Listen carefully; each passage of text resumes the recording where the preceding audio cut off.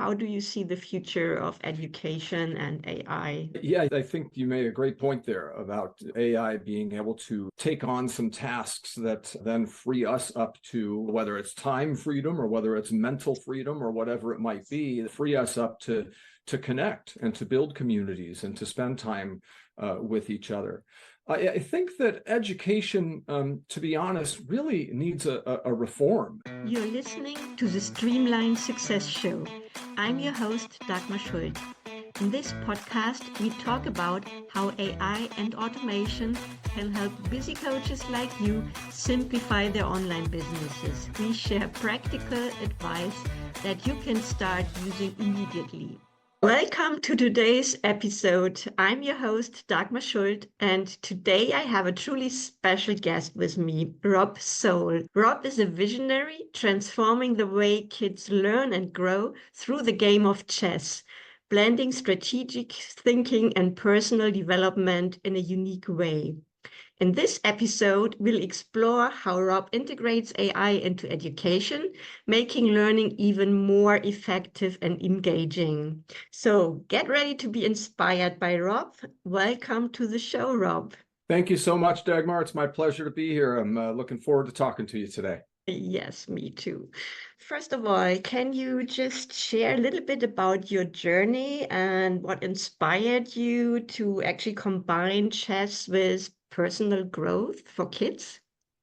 Yeah, and I really appreciate the kind intro. I don't know that I've ever been called a visionary except by myself, so that was a great thing to hear. Uh, I did get involved in personal growth and personal development in college back in the 1990s. I discovered at a bookstore Anthony Robbins' book, Unlimited Power. And I flipped through it a little bit and thought, this is interesting stuff. And I bought it that day and read it, and I still own it. And it's something I've read numerous times. I've been a Tony Robbins fan ever since and done several events. And I've been purchased his DVDs and CDs and things off of infomercials and all that over the years. Personal growth has been a thing for me ever since then. And I've gotten into a lot of other authors and a lot of other parts of the genre. But it's always been something that to me is an important part of my life. An important part to me of life is growing and getting better as people, right? And evolving. Right. And those are tools that can help with that and accelerate the process. And that's actually one of the interesting things about his teachings in particular that I picked up was the idea of modeling and finding someone who's successful already in an endeavor that you're interested in and then figuring out what they did and doing the same things, right? That's something that I've spent a lot of my life doing. And it was, again, some people never get into any of that. Some people get into it at a young age like I did. I was 19. I don't know how young that is compared to most people, but I think many people discover the ideas and things in maybe their 20s or 30s. And a lot of people out of frustration. That's how I found it was I was frustrated and I was in college and really didn't have much of a plan or a direction. I didn't want to be there. I, instead of going to class, would spend 8 hours a day in the basement of my apartment complex practicing the guitar and getting better at playing and teaching myself the guitar. And I didn't last very long in college that first time around. But happy to say I went back eventually and got my degree. And personal growth and personal development was part of that. Being able to understand that what you've done or what you've been for your whole life is not what you are now. You can change that. You can rewrite the rest of your chapters of your life, so to speak. And it was one of those things where I decided, hey, I'm finally ready to go back. I finally feel some sense of direction. And so personal growth is something that helped me find that. And I thought, what a great thing to be able to teach to kids at a young age in a way that they can understand it. So that is cool. So actually, I was really late with that. So I found Tony Robbins in around 2000, I think. I read the book that you talked about. And actually, the first time I read it, I didn't get a lot out of it. I thought it's manipulative. And then a friend of mine came and she said, Tony is coming to London. So I'm in Munich and London is not so far away. I thought, no, at first I said I will not come. Actually, that was who I was at that time. Yeah. And she backed me, and I said, no, I don't want to. And then she said, we are going to do a fire walk. And I said, a fire walk? I have to go there. And she said, you're crazy. Tony Robbins is coming and you go because of the firewalk. I said, yes, because when I do the firework, I'm actually be convinced that I can do what my mind is up to. So that was the reason that I was going actually. And then the funny story, I went in 2004 with her, and it was in October. It was very cold, really icy, and it was raining cats and dogs Oh, all day. And then we had to put our shoes off and stay there in the freezing cold and waiting for our turn because there were 22,000 people there. I don't know. oh my So I gosh. was standing there for an hour and I couldn't feel my feet anymore. And Oh, after that, I thought I could not burn myself because my feet were just not feeling anything. And that was what my mind was telling me. And so I did it again in 2005 in spring. That was so funny. Yeah, but then that was the first time I really learned about personal growth. And I never stopped since then. So yeah. I love that you do this with kids so that they get it a little bit earlier than me. Yeah, it's a fascinating subject and it has a lot of elements to it, a lot of different little niches, I guess you could say, within the overall niche. And there's a lot of different paths and a lot of different ways to go with it. But again, I've opened myself up to a lot of different authors and a lot of different speakers, and I've been to a lot of events since. And so being able to synthesize that information and assimilate it is what enabled me to better present it to kids. So it's not just a one-sided thing. It's sort of an amalgamation of a lot of different ideas that I put together. And speaking of chess, that is a game that traditionally has been something that a lot of people connect with cognitive ability. Yeah. And it does definitely connects well with cognitive ability. There's no doubt about it. But there's a lot of other things that you can learn through chess. And, there's a lot of lessons within it if you are able to stick them in there, I guess, for lack of a better term. And so, I have been playing chess for a long time in my life. And when I decided to teach chess, I actually began teaching with a couple of other companies before I formed my own. And those companies left me dissatisfied. There was one that it seemed that the only thing they really felt like chess was good for was discipline. And so the room was so silent that you could hear a pin drop. And if any student ever made a noise at all, they were immediately shushed. And it didn't look like anybody was having any fun at all in there. And learning needs to be fun for kids, especially. And chess is a game. Let's make it fun, guys. Come on. And then following that, I went to a different company that didn't have a whole lot of structure. And so there wasn't really a way to teach anything with any kind of coherence in any sort of way that the kids could get it. So we would show up to teach our class, and 5 minutes before the class was supposed to start, the lead instructor would come hustling over with a stack of papers and hand them out to the different teachers. And that's what we were teaching that day.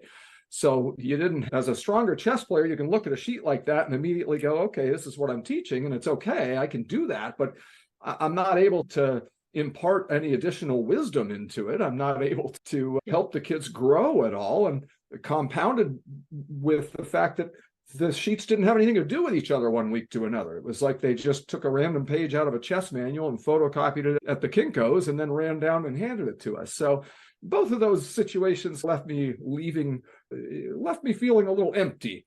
And that isn't how I thought chess should be taught. So I wanted to create a better mousetrap, and that's how Kids in Chess was born. Cool. I love that. So, and how actually, can you expand a little bit how you bring these personal development lessons into the chess curriculum, so to say? Yeah, I'd be happy to. So chess is, again, a game that has a lot of thinking involved, of course, but the main tenet of, I guess, personal growth in general is that our thoughts are really what kind of determine everything, right? And our thoughts determine our behaviors, and our behaviors determine our results. In a nutshell, it's the short version. And if our thoughts are the main thing, then yes, chess is a thinking game, but you can take the thinking and you can apply it to a lot of different scenarios, a lot of different situations in your life, if you are willing to do right. And kids, they have this abundant desire to learn, and they just love to soak things up and learn new things. And so what I did when I created my lessons is I decided that I'm going to teach this stuff as chess, of course, and as a game. But when I have little opportunities, like, for instance, calculating several moves ahead, then that gives me an opportunity to talk about how in life you can choose from 2 or 3 different paths by projecting yourself forward and figuring out which is this path likely to get me where I want to go, or is this one, or is this other one here? And then, of course, when you calculate in chess, a lot of times you'll go 3 or 4 moves deep and the opponent will make a different move that you weren't expecting on move 2. So now everything you just calculated is out the window and you have to recalculate. And of course, that's part of life too, right? Is we get down a road that we think is going to be the right one and something happens and we have to change course a little, right? So these are little ways that I incorporate these kinds of lessons. But the biggest kind of overarching thing that I do is each day when we sit down in class, before we start class, we read aloud what I call the Kids in Chess Decree, which is 7 pillars of my program that I created and put on a laminated card. Every student gets one. We all read along. And those things are, for instance, things like believing in yourself. I believe in myself is the very first statement on it. I always try my hardest. I never give up. I always play fair. Things that are important to think of really whenever we do anything. And so that's what I'm getting at when we do it. And then we'll talk in depth about one or the other every once in a while as well. I'll talk for a couple of minutes, or I'll ask somebody, what does that mean to you? And we'll take that and talk about it in chess terms, and then also in a broader sense in terms of using those kinds of thought processes and those kinds of concepts in life as well. I love that. Oh, that's so cool. Coming back to our topic is a little bit about AI. And of course, the chess computers are AI computers. That's what we're talking about. So what or how does AI contribute to the other part? So to the strategical thinking, to the cognitive mind? How does it contribute? Yeah, and you mentioned it, AI and chess are very closely linked. In fact, the first real strides that were made in AI came through the world of chess. In 1996, there was a very famous match between the world champion at the time, Garry Kasparov, and an IBM supercomputer that was called Deep Blue. And never before had a chess computer beaten a human being, at least the top human beings, somebody who's the world champion, for instance, or a grandmaster. And so they set up this 6-game match, and the computer actually won the first game against Kasparov. And that was the first time under tournament conditions that a computer AI machine had beaten a human, again, a super strong human, a grandmaster, or in this case, the world champion. So that was historic in itself. But then Kasparov went back to the war room and came back and won against that machine in 1996. He won the match pretty clear, 4-2 in the 6 games. And so that's a pretty clear score when you're having a one-on-one match. And so the IBM team then went back to their war room and challenged him to a rematch a year later in 1997. And they had really made it into a dynamite opponent by then. And so it actually won the rematch in 1997. And the final game, very interestingly, the match was tied at 2.5 each going into the final game. And Kasparov played a particular opening that's pretty well known as a solid opening. And the computer actually sacrificed a piece to destroy his defense. And he wasn't expecting that. And the game was the shortest of all of the whole match. It only went 19 moves, and Kasparov resigned. And the computer won the match, 3.5 to 2.5. And that advent, that the reason Kasparov said after the match that he didn't expect that sacrifice, he knew it was part of the possibilities in the opening, of course, that he was playing. But he didn't expect that sacrifice because it's not something a computer would do. A computer typically only sacrifices for a very tangible gain. This was more of an abstract. It was to destroy the defense and then 15, 20 moves down the line, be able to come in and make up for it. And that's not something a computer had ever done before. And so he was surprised by it and realized he was in trouble and resigned. And that was a big turning point in the world of AI, was, whoa, now we've developed AI to the point that in a supremely intellectual task like chess, it now has the ability to think like a human player and to defeat one of the strongest human players really in history. A lot of chess aficionados consider Kasparov to be one of the best players ever, if not the best, the GOAT, as they say. And so that was a very interesting turning point when it comes to AI. And then, of course, the applications of AI since have just mushroomed into all kinds of things. And now we have AI accessible to everybody in the last few years here with things like ChatGPT. And AI has come a long way since the middle 1990s there, and really since the 70s when they started working on ideas like that, and possibly even as far back as the 60s, there were probably computer scientists working on things like that. So they're very closely connected. And the way AI can be used in my personal use with my chess company itself is I can use it to enhance my lessons and find little areas that could use improvement in terms of what I'm teaching and how I'm teaching it. Of course, it is able to analyze very quickly moves and games and things so that when a couple of students play a game in my class, then I can quickly enter that into an AI machine and it can recommend immediately, hey, here's where you went wrong and this is what you should have done differently. And then we can talk about that and we can start to understand that and we can discuss it as a group and figure out, okay, well, why do you think this is the right move? Why do you think the computer recommended this in this case? Which is just a fascinating use of it to be able to do that right in real time there with the kids in the class. Yeah, that is really amazing. Yeah, you couldn't do that before. No, definitely not. Chess analysis would take hours. You'd go home and you'd look over the game and then maybe you don't even find the best move. You try. The computer can, in seconds, just come right up with it and a full-on analysis of all the moves that would follow as the reason why it's the best move. So, yeah, it's really interesting. Yeah, and I remember last time we talked, you told me how the possibilities of moves grow exponentially, and that really impressed me. Can you tell that to my audience? Because I think Yes. that's very interesting. Absolutely, yeah. The possibilities really mushroom quickly. And that was one of the flaws with AI chess machines for a long time. And what really turned the corner with them is what a chess machine used to have to do is analyze a move in terms of every single possibility.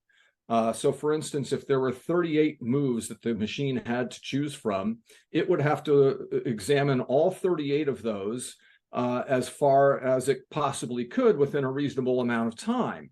And of course, each of those 38 choices, then, let's say after it makes this one here, now the human opponent that it's playing against has 42 choices. Those all have to be analyzed one by one. And then the next move the computer would consider, maybe that one results in 27 choices by the human. So there's just these massive amounts of tree branches, I guess you'd call them, that just come from trying to analyze one move. And so what computers used to have to do was just shuffle through all that stuff and cycle through it all and try and process all of it. They have since trained computers to be able to, like humans do, pare it down very quickly to a few reasonable moves. And it'll still put on the back burner some of those moves that don't look reasonable because that's how it can surprise you. Eventually, it might find out that one of those is a good idea. But the main moves, just like a human being, a grandmaster, his strength is in his pattern recognition, right? And in his ability to recognize quickly that of those 38 moves, 33 of them are garbage. And I don't even need to consider those right away. So now I'm down to 5 moves, yeah? And so this is what they've trained computers to be able to do now.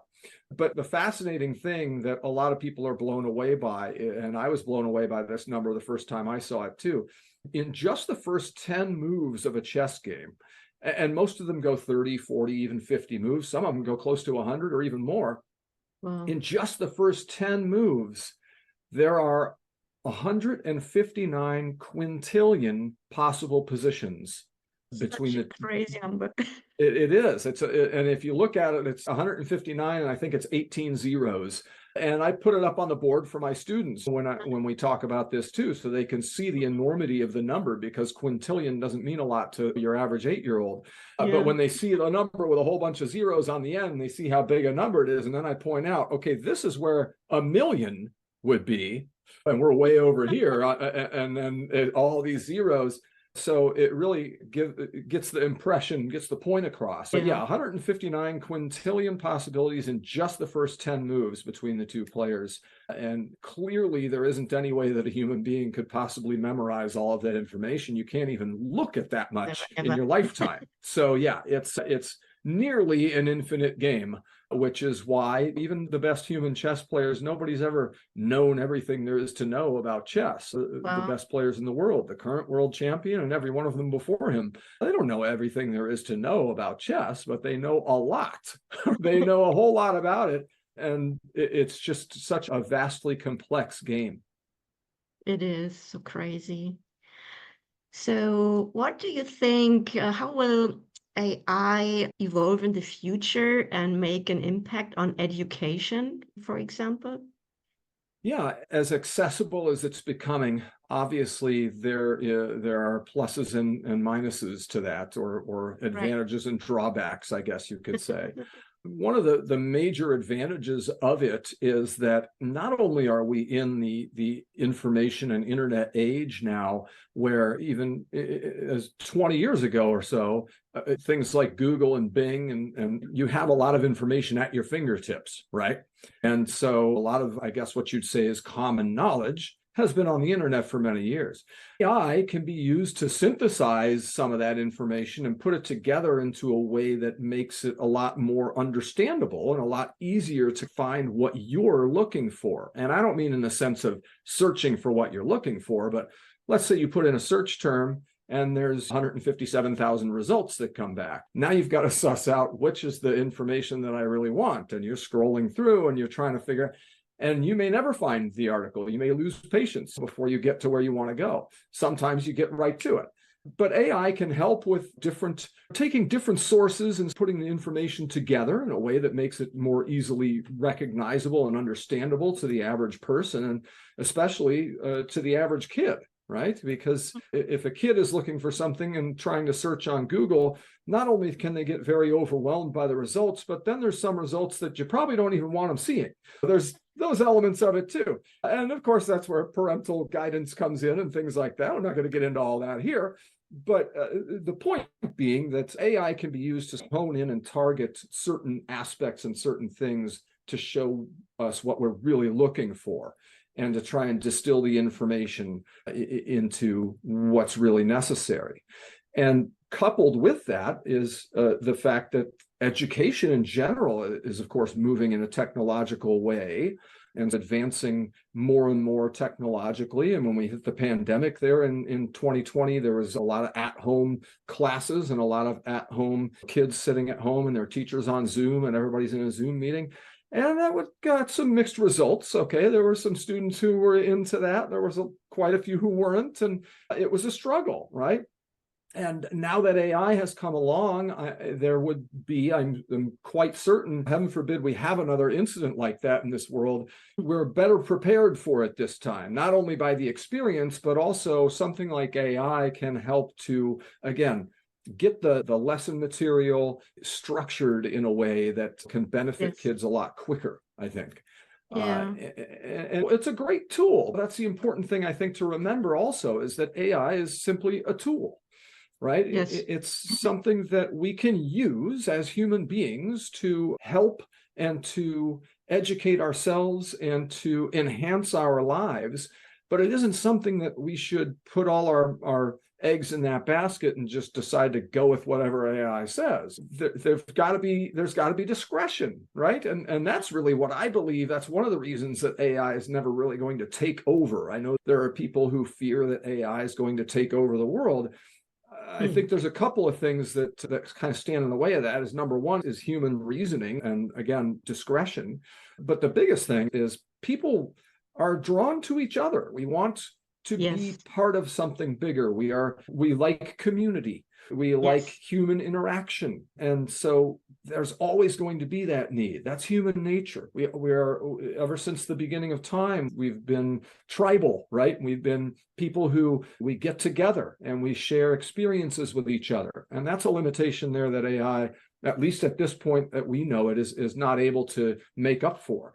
It can do a lot, but it can't replace people in the sense of the human connection and in the sense of the togetherness that human beings crave. And again, that being part of human nature, AI, and maybe someday in the future, long after our lifetimes, it'll get to that point that it can simulate or replicate that. But chatting with an AI chatbot and having it speak to you in a human sort of way is a lot different than getting together with your friends at the dinner table and sharing a few hours together, talking and laughing and enjoying each other's company. So definitely.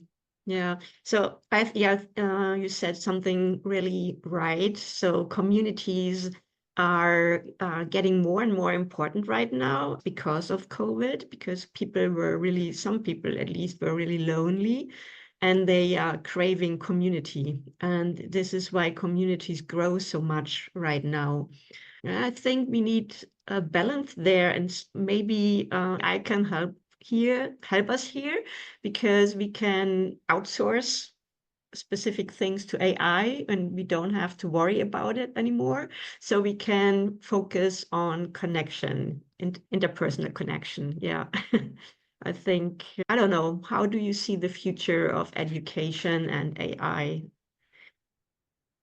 Yeah, I think you made a great point there about AI being able to take on some tasks that then free us up to, whether it's time freedom or whether it's mental freedom or whatever it might be, free us up to connect and to build communities and to spend time with each other. I think that education, to be honest, really needs a reform. And I've been saying this for years now, and finally the movement seems to be gaining some steam generally. And that is because if you look at the educational system, at least here in America, and I'm pretty sure worldwide, it's more or less an arena where we learn skills that are meant for the industrial age. That's when it was created.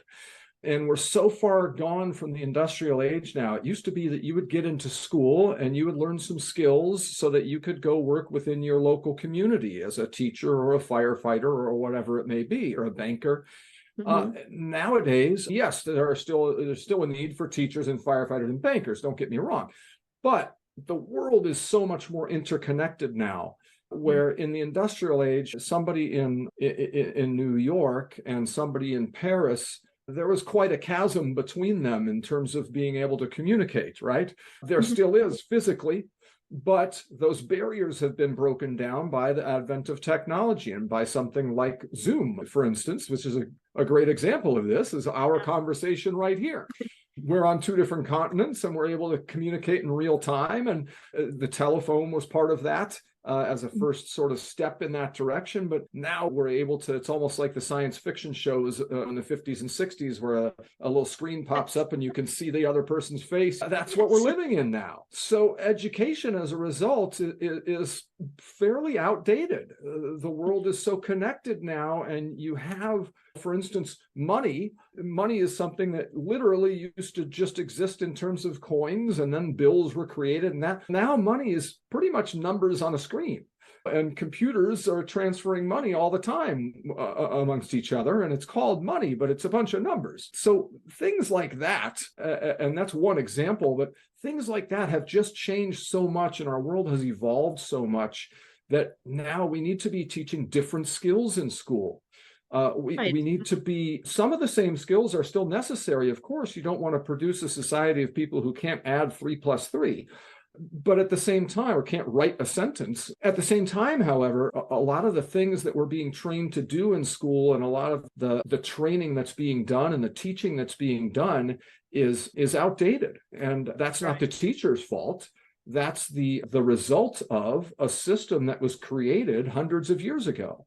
And so we just, I think, need a reform, in the sense that an update, I guess you'd say. And I think that AI can be very useful in helping us, number one, find the right direction, right? Mm-hmm. And determine what kinds of things might be more important now, and give us some assistance in that regard. But then also, again, going back to my chess lessons, and the way that I teach it, is I use AI pretty much every day, because I'm always looking for little fine tunes, little things that I can tweak, little things I can do to teach this or that differently. And then, of course, the chess computer itself, that's AI in action. And I'm using that every day. And these things help to enhance what I'm doing. I feel like they could be used to enhance what education in general is doing. And so I think that the future of education, hopefully, is that we do see some of these changes being made, and that we do see an update in the school systems, so that the students are learning skills that are going to apply to our futures, into not just the 21st century, which we're in, but the 22nd century as well, and future generations. We need to start moving in that direction sooner rather than later, before we wind up being caught so far behind that catching up is even more difficult. I'm looking forward to the future of education, and I think that we can really make some strides in that area. And I think that AI can be a huge help. Yeah. Yeah, I don't know how AI will help us with that, but what I actually see too is that we need to change the topics that we teach.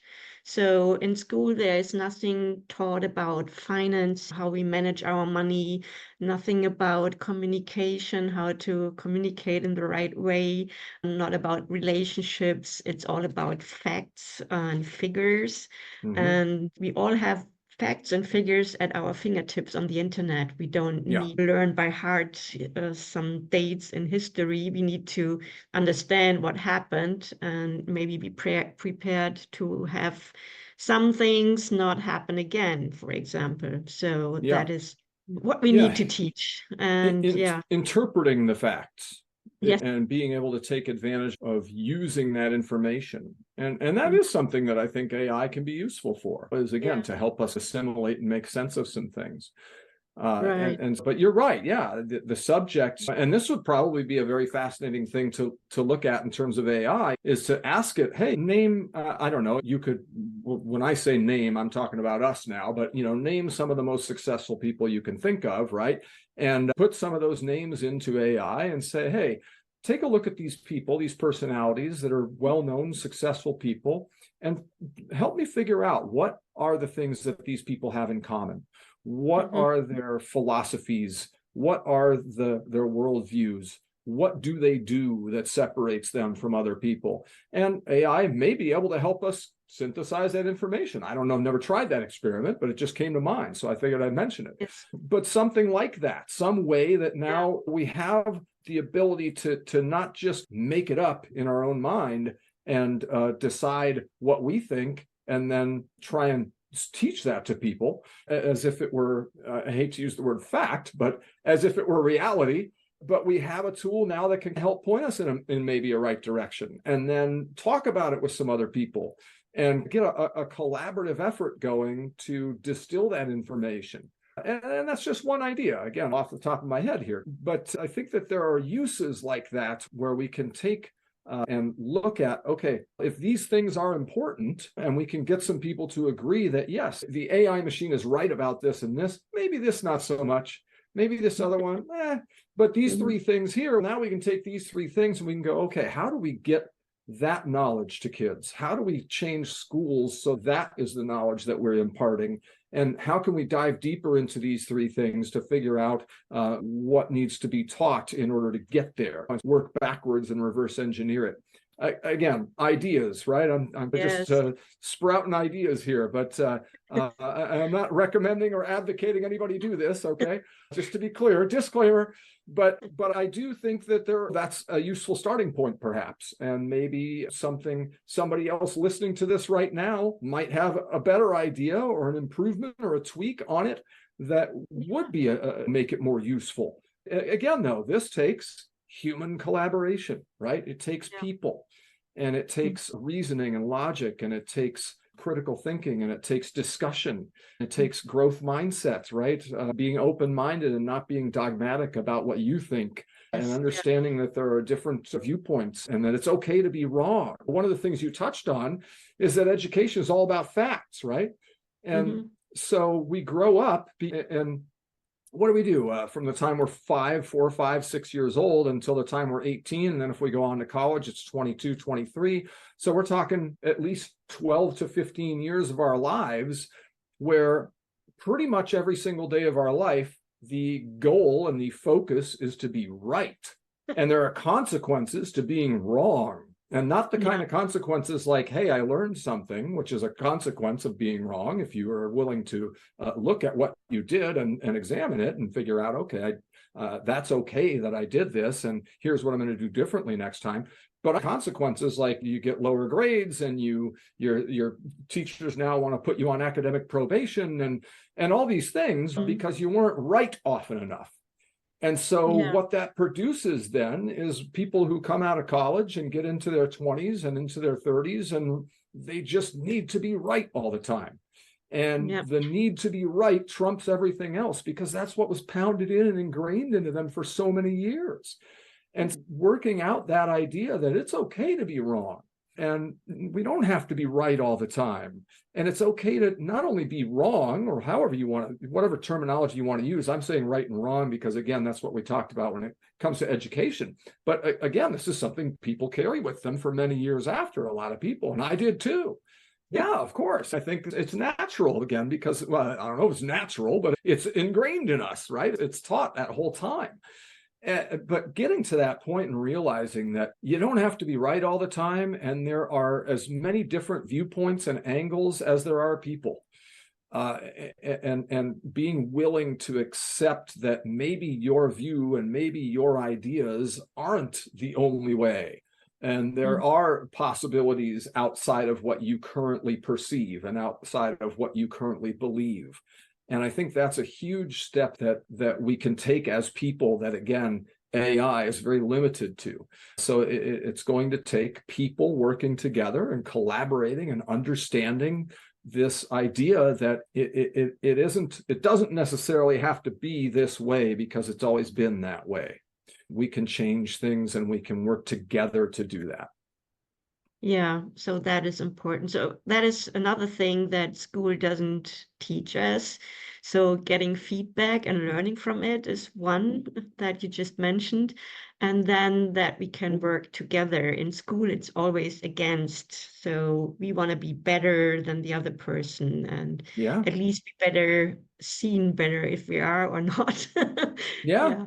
Yeah, I'll never So, forget, speaking of that, in college, I was a computer science major for a while and had a basic computer science course, but I had been programming as a hobby since I was in like 4th grade. I was a kid, 9, 10 years old, I was writing programs in BASIC. And so here we are, fast forward to 2000, I think it was 2002 or so, that I was in a computer science class and we were learning, it was Java programming. And I already knew that too. Programming was a hobby for me. So it was a very easy class for me, but it was something I had to take for part of my degree, right? There was a student in the class who kind of was struggling, and I offered to help. I said, hey, I can help you understand this. So we worked together so that I could help them understand what was going on. And then we got our papers back from the professor in that following week, and we both got Fs because we copied each other. oh no. And I said, this is so backwards. I taught this person how to do this, and it came out the same or very similar because we worked on it together. But to your point, like it's very individual. You're not supposed to work together in school, right? And it's frowned upon by some professors. That kind of blew me away. But that's, again, to your point, exactly what we're talking about here is it's not a collaborative effort in a lot of cases. In most schools, it's a competitive environment instead of cohesive and collaborative. Yeah. So I could talk about this forever, I think. It's Me one of too, my obviously. favorite objects or topics. Yeah. Anything that you want to share with my audience before we close that we haven't touched on? I think just to say that, again, I guess we touched on a little bit ago, but to close with just the idea that AI is nothing to be afraid of, all right? Yes. It is something that is a tool that we can use to enhance what we do. And it's just that, it's a tool. So it's not to be trusted. As we know, AI can fabricate things and can make things up. And sometimes when I work with it, it gets really off track and I just close it and restart. And it needs to be trained. And there's still a lot of limitations with AI. It is a tool and it is something that you can use, but it is not something to just be trusted as the end all be all. And it certainly is not anything that in our lifetimes is going to take over the world.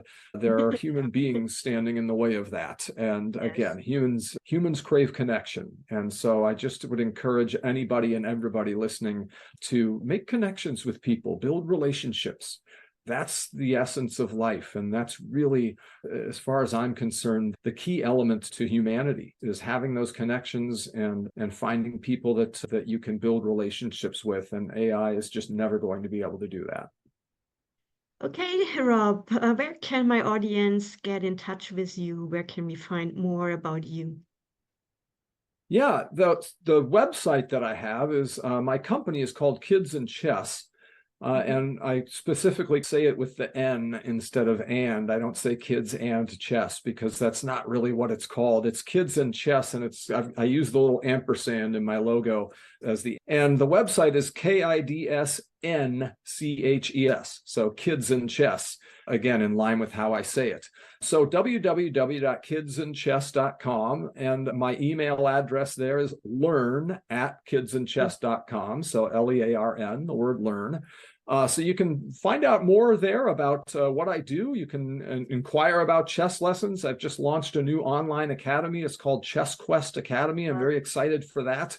And it's a large interactive bit of videos and live lessons. And I do one-on-one coaching through that program as well. There's a lot to take in with regards to that. And people can find out more information through me or through the website.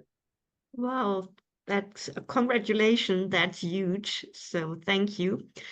And thank you for being on my show. I really enjoyed this session again, and I hope to see you soon again on my show. I hope so too, Dagmar. Thank you so much. It's a real pleasure speaking with you and being here, and I'm really happy we could make this happen. So thank you. Thank you. Bye. Bye-bye. Thank you for tuning in to the Streamline Success Show. If you enjoyed today's episode, be sure to subscribe, and to get access to today's show notes, head over to community.marketingunraveled.com. See you on the next episode.